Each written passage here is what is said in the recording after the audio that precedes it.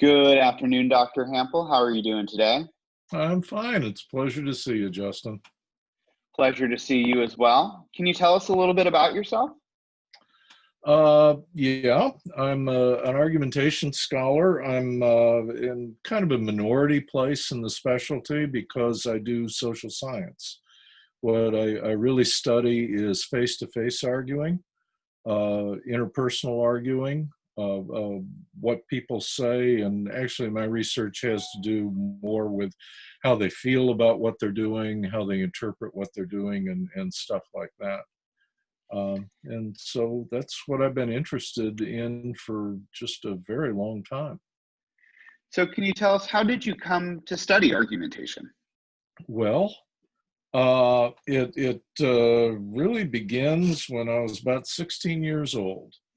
I had taken a sophomore English class, and I was kind of an unpleasant student, wisecracking and stuff. And at the end of the school year, the teacher came up to me and said, I think that you would really enjoy next year taking English 3 debate instead of my class. And so Classic tactic. yeah. I mean, I realized quite some time later that was the unspoken part. But at any rate, I took the class. It was fun.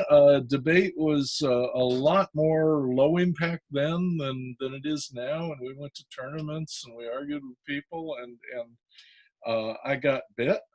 I went to college and I debated. And at the end of college, I decided what I'd really like to do is just be a debater for the rest of my life. But, Yeah. my eligibility was completed. So I realized that I had to coach. And I'd been an economics major as an undergraduate. And I realized that the price you had to pay in order to coach debate was that you had to be in graduate school in communication. Yep. So I went ahead and I applied to 2 programs where I could be an assistant debate coach, and they both accepted me. And I chose the program whose coach was the most fun at a party. I'm not kidding you. I'm not kidding you. And that's how I ended up Wise at the decision. University of Illinois as a debate coach. And fortunately, it turns out that I really like communication, but I was not thinking in those terms at all. I've just sort of blundered into this whole life. You got to love happenstance. Yeah. And man, those were easier days, the 60s and 70s. If you were smart and white and college educated, you could make just about any decision that didn't involve prison and it would turn out okay. So, yeah, different days. Different days indeed. Yeah. So who did you end up studying with? My advisor at Illinois was Joe Wenzel, who was not the debate coach. The debate coach who was most fun at a party was Charlie Willard. But Charlie 2 very famous names in argumentation. Yeah, really. But he put me on to Joe, and Joe was really my advisor, except when we got to my dissertation, I wanted to do a quantitative social science thing. Joe, who is a deeply humanistic rhetorician, said, well, I'd love to, but I can't advise this. I'll be on the committee, but you need somebody who can, do t-tests to advise you. So Ken Anderson ended up being my dissertation advisor, but emotionally, spiritually, intellectually, Joe Wenzel was my advisor. Awesome. T-tests, I don't even know what that means. Oh, you're killing me. I'm a silly rhetorician. Yeah. So what do you believe the study of argumentation offers society? Well, I think that to a considerable and almost entirely unappreciated degree, society is argumentation.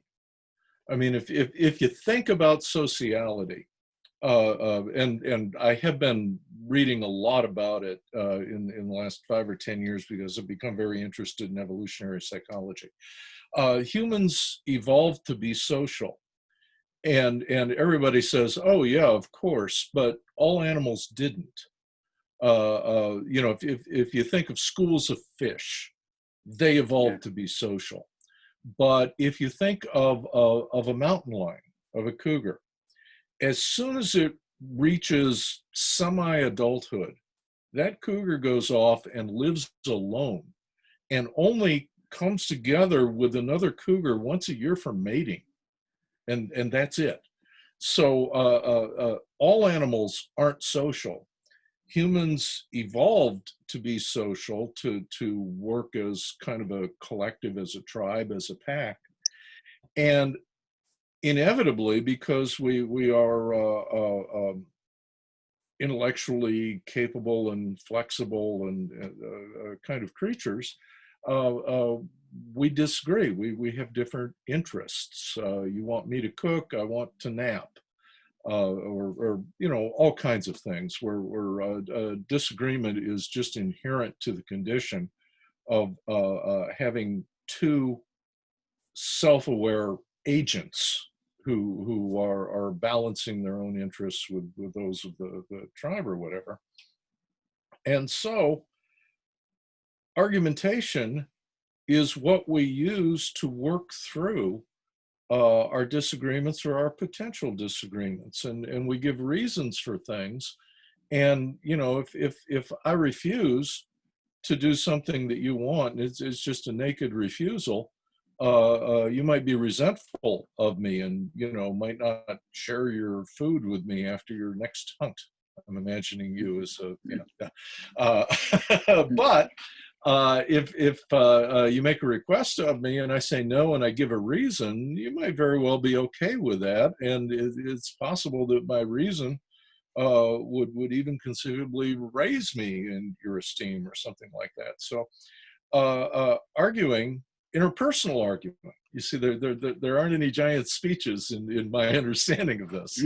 Interpersonal arguing is basically how we negotiate our social lives, our friendships, our romantic interests, our families, and stuff like that. So I think this is deeply involved in society.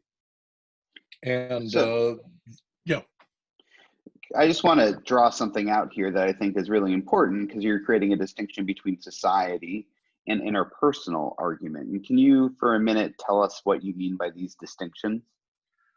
well, interpersonal, I generally have in mind face to face, but there's really no reason why there can't be 3 people or 6 people or something like that. But when you think of your face to face arguments, argument, let's call it a discussion for a little while so that people understand that we're not talking about yelling at each other. If you think about your argumentative discussions, it's usually just a handful of people. Having an argumentative discussion in a classroom with 30 people is really quite weird. And so a tribe back in the Pleistocene era, where we basically acquired all of our wiring, uh, the tribe might only be 2 or 3 dozen people, and you might go your entire lifetime without ever encountering more than a half a dozen other humans who are not in your tribe. And so usually your discussions, your arguments, your explanations, your stories, they would occur among, I don't know, the number of people who could casually sit around a fire or something. So Yeah. I think that society is built from the dyad up. So you got the dyad, and that builds into small groups, and the small groups grow into larger things, and so forth. Interesting. So the echo chamber is sort of the unit of analysis to some extent. Well, the echo chamber is inherent Yeah. because you want to be with people who have your interests and share your interests, because they're more likely to mate with you, they're more likely to share their food with you, they're more likely to watch your kid while you wander down to the river. And so all these echo chambers that people complain about on the internet, there's no other natural way for humans to be. Yeah, it's just sort of like our affinity group. That's who we get along with. That's Yeah, who we want to be with. sure, I mean, it makes sense. absolutely. Yeah, Yeah. yeah. So, what do you call your approach to argumentation? You you emailed me the questions, and I saw that one, and I thought, I have no frigging idea. It's just interpersonal arguing, Okay. studied social scientifically. The only Interpersonal. real distinction I'd make between what I do and other people, some other people who study interpersonal arguing, is some of them are conversation analysts, and they figure out what is typical of arguing, whereas I try to figure out what is typical of arguers. So kind of a different set of questions. There's no epistemological difference in what we do, but our activities and our articles look like they're from different worlds. Is it a methodological difference between the two of you? Well, sure, but I have a lot of trouble making any principal distinctions between different methodologies. I mean, Okay. obviously, some of them result in tables of numbers. Some of them result in elegant paragraphs about metaphors and things like that. But everybody has data. Everybody insists that their data be authentic or reliable or valid or whatever your terminology is. And everybody thinks really hard about what the data means. And that's the basic methodology. And you get trained in a particular method, and what they're teaching you is arguments that we worked out 100 years ago or 50 years ago or 20 years ago. And we work these arguments out, and we've decided that these are sound argument schemes. And so if you use one, you don't have to stop and explain what you're doing. And so, they figured out what a t-test is 100 years ago. You really should look it up, Justin. Is it like a one-way ANOVA? Yeah, actually, the one-way ANOVA is more sophisticated. Just like, they kind of figured out Foucault 30 years ago. So, if you do a basic Foucault argument, you don't have to explain who he is. And they figured out things like adjacency pairs 40 or 50 years ago. So if you do that in a conversation analysis, you just say, okay, look, an adjacency pair, and let's move on. So these are just arguments. Methodologies are just arguments that have been really rehearsed by a community of scholars. Yeah. So, codified. Yeah. So, I mean, to me, this begs the question, or I'm sorry, raises the question. I would get chided. What is an argument?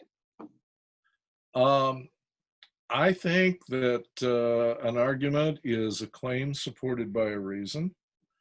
And I think a reason has two elements. It has evidence in it, and it has some sort of inference license that Toulmin called them warrants. So you've got a conclusion supported by evidence that is linked to the conclusion by an inference license. Interpersonal arguing is the exchange of reasons. So you got two people, and they're kind of poking around about a conclusion. They exchange reasons. What is an argument zero? Okay, it is a reaction to Dan O'Keefe's paper, in which he said that there are two senses of the word argument. The first sense, argument one, he called it, is making an argument. And so you could write an op-ed, or you and I could co-author a piece on the arguments that food makes. And we would be making an argument. We would be, carefully writing down conclusions, giving evidence. Argument two is not something that you make. It's something that people have. And so you and I could go back and forth on the question of whether or not food does argue. And you could say, of course it does. And I could say, oh my God, you're doing this Zoom thing and you're drunk. And so we could have an argument. All right. Argument, and notice that both argument 1 and argument 2 are public. I said that there is an underlying thing, argument 0, which is the interior experience of arguing. So that if you and I were having the food argument, one argument with 0 would be what I was thinking, and then I would say something. And after I said something, you'd listen and you would absorb thoughts from that. And that would be your argument 0. And so there is this public performance of an argument, but underneath it, there is this cognitive and emotional experience of the argument that I'm defining as not public, as interior. And that's what argument 0 is. Okay.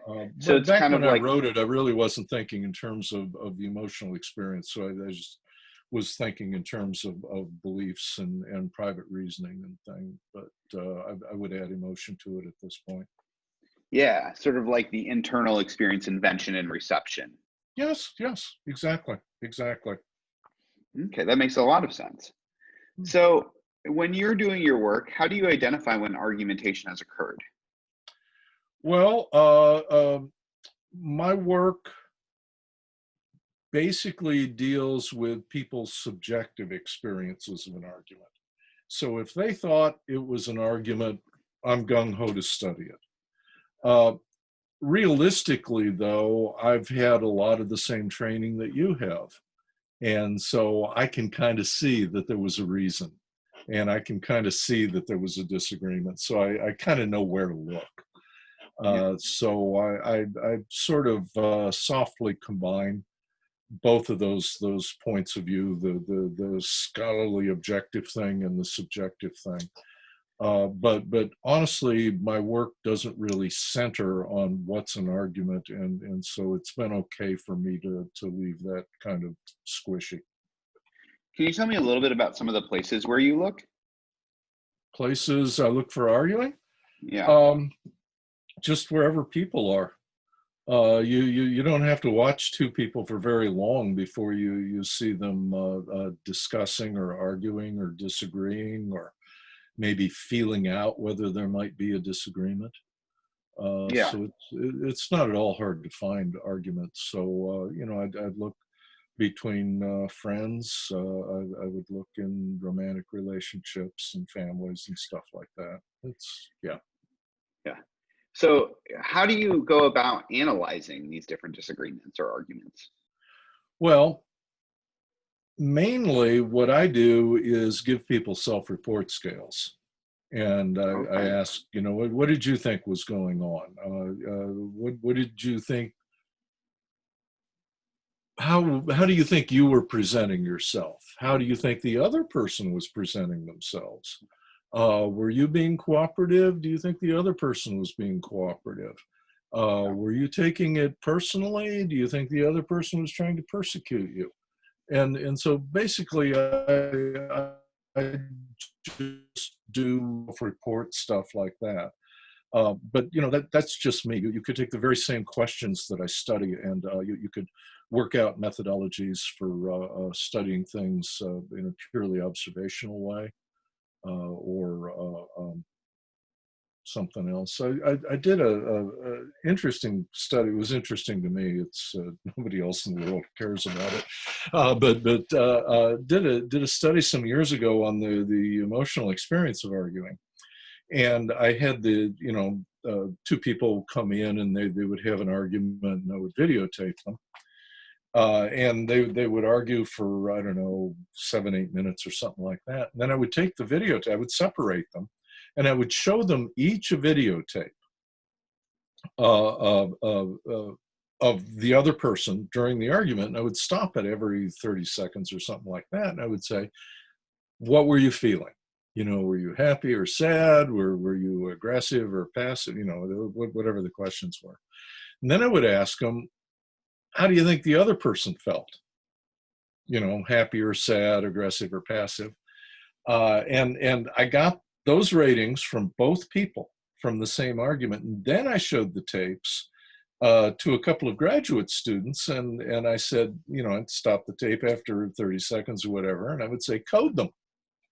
All right, so we had these three ratings. You saying how you felt, you saying how you think I felt, and some external observer who doesn't know either one of us saying how we seem to feel. So we've got three ratings of your feelings. Your self-report, my estimates of what you were feeling, and the outside person's estimates. And guess what? They don't agree very well. Yeah. And they're maybe not surprising, but there are some pretty important lessons in there. Because when you rate yourself, you have access to your interior experience.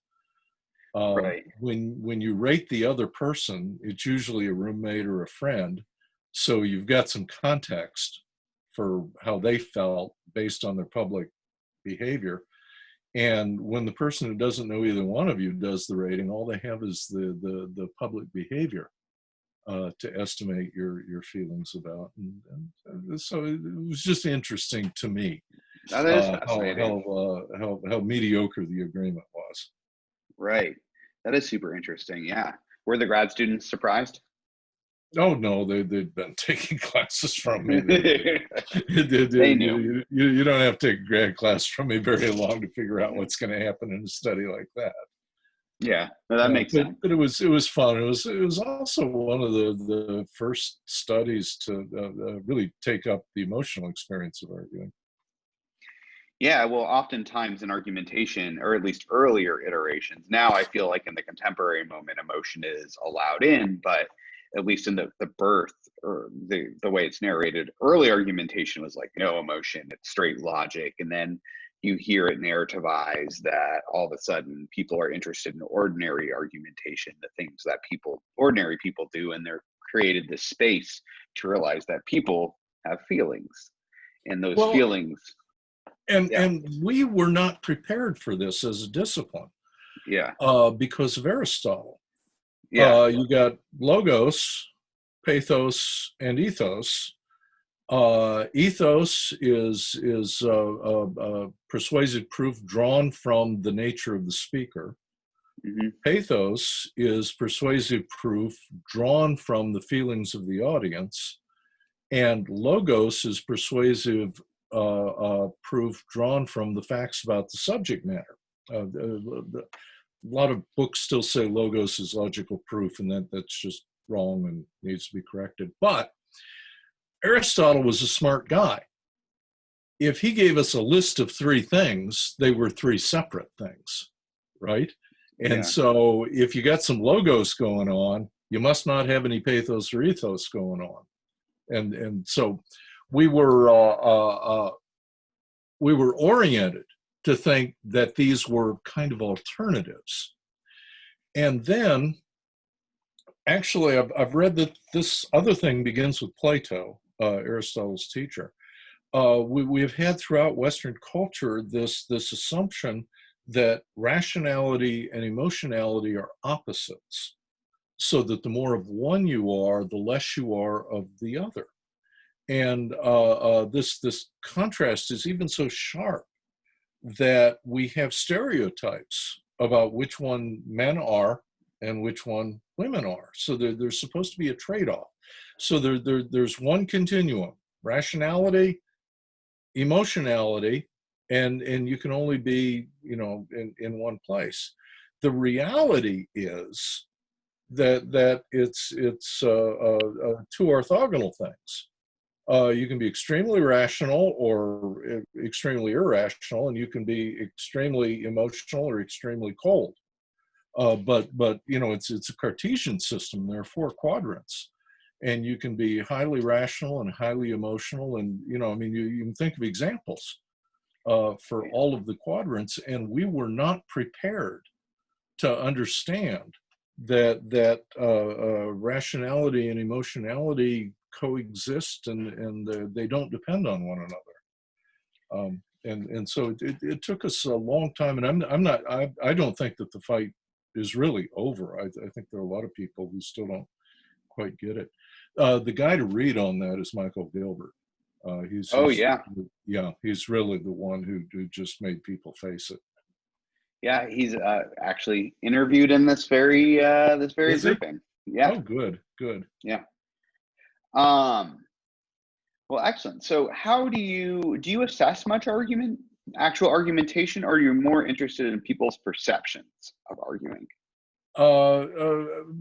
Really the second thing. I don't do much of the sort of thing that could pass as rhetorical criticism, where I make a normative judgment about the quality of an argument. I generally work with people's personal estimates of whether the argument was good or bad, pleasurable or unpleasurable, costly or beneficial, and things like that. Can you give us an example of a contemporary study you're working on right now? Actually, for a number of years, I have been doing, I'm a little embarrassed about this, essentially the same study over and over again in different countries. Gosh, I'm up to like 15 or 20 countries at this point. Basically, me and someone who lives there collect data in another country on some fairly standard scales that all developed in the United States. And we're finding out that's a big deal, that all of these scales and theories represent American understandings of arguing. So they fill out argumentativeness scales, and that's your impulse to engage someone on the merits of a case. Verbal aggressiveness scales, this is your impulse to engage in ad hominem arguments.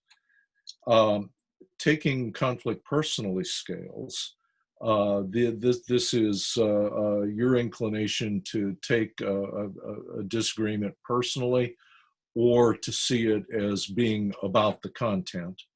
And this collection of scales that I've developed called argument frames that capture your understanding of why people argue and what an argument is for and what an argument can do. And so they tell you whether or not arguments are cooperative or competitive, and whether people argue for play or not, and stuff like that. Basically, as I say, gather the data from different countries so that we can see how these different subjectivities work together in other countries. And of course, to compare countries to one another, who's most argumentative and stuff like that. And we've learned some interesting things. One of the most pressing things we've learned is that American theories do a pretty good job of explaining America, but they do a really terrible job of explaining some other countries, particularly in the area of motivations. For instance, argumentativeness, it has two subscales: argument approach and argument avoid. And argument approach, this is where you say, oh, I love to argue, I get a lot of enjoyment from going through all details of reasons and stuff like that. That's argument approach. Argument avoid is, I hate being an argument. If I think a disagreement is starting to happen, I try to get out of it. I try to cut the conversation quick and leave. And in the United States, those were theorized as opposites, that you either approach or you avoid, and you kind of balance them out. You subtract one from the other, you get like a resultant motivational vector. Okay, and that makes a lot of sense in the United States. It makes no sense at all in about 4 or 5 other countries, where statistically we see proof that those are not opposites. That people are high on approach and avoid, or they are low on approach and avoid. I mean, your approach score has got nothing to do with your avoid score. And what that means is that our understandings of people's motivations for arguing are just wrong in other countries. And we need a whole new motivational theory of when people will engage in arguing and when they won't.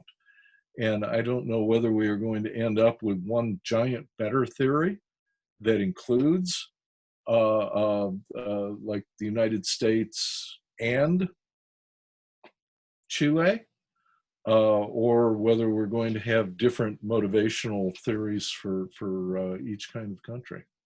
That's cool. Yeah, yeah. It sounds like you're really starting to develop a really robust understanding of intercultural argumentation. Well, what I'm doing is collecting a lot of data, and you just kind of stare at the data and you think about it for a while. The truth is, the really deep and developmental work is going to have to be done by other people, because I am just down to the marrow of my bones. I am a Midwestern American.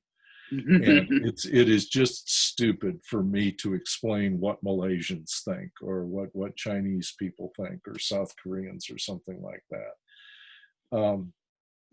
But problem is that argumentation studies is kind of an educational luxury. You know, it's taught in America, it's taught in Europe, and they're just kind of little dots. There's concentration of people in Japan. It's concentration of people in Chile, South America, but you know, it's not a common thing. So there are not that many people out there who would be interested in doing this stuff. So I think it's going to be spotty. Yeah, the development of it. I think that makes a lot of sense to me. It's interesting to follow the path of where argumentation is taught versus where it's not and taken up. Isn't it? Isn't Yeah. it? Yeah, I mean, it's the United States, Canada, Netherlands. Boy, you want to see some scores for people who like to argue? Netherlands. Portugal, there's this concentration in Lisbon now. And the Portuguese, they don't have really high motivations to argue, but they are so skilled at it. They are so cooperative and they are so pleasant to you know. So I mean, you see these patterns in different countries, and they do kind of connect with where groupings of intellectuals thought that arguing would be a worthwhile thing to study. Yeah. That's interesting. I like that. Well, I think that's a good note to end on. I wanted to know if you had any advice to young up-and-coming argumentation scholars. Sure. Figure out what you care about. Not necessarily in argumentation. Figure out what you care about in the world. It might be the environment. It might be divorce. It might be politics. Whatever you care about, there are arguments associated with it. So use your commitments as an entree into argumentation, because argumentation touches everything. You know, as I said before, it's the basis of social life. And once you get into studying your thing, just follow the evidence wherever it leads you, and eventually you will end up studying everything. That's some great advice. Thank you very much, Dr. Hample. All right. Pleasure to talk to you. Pleasure to talk to you. Have a good day. All right.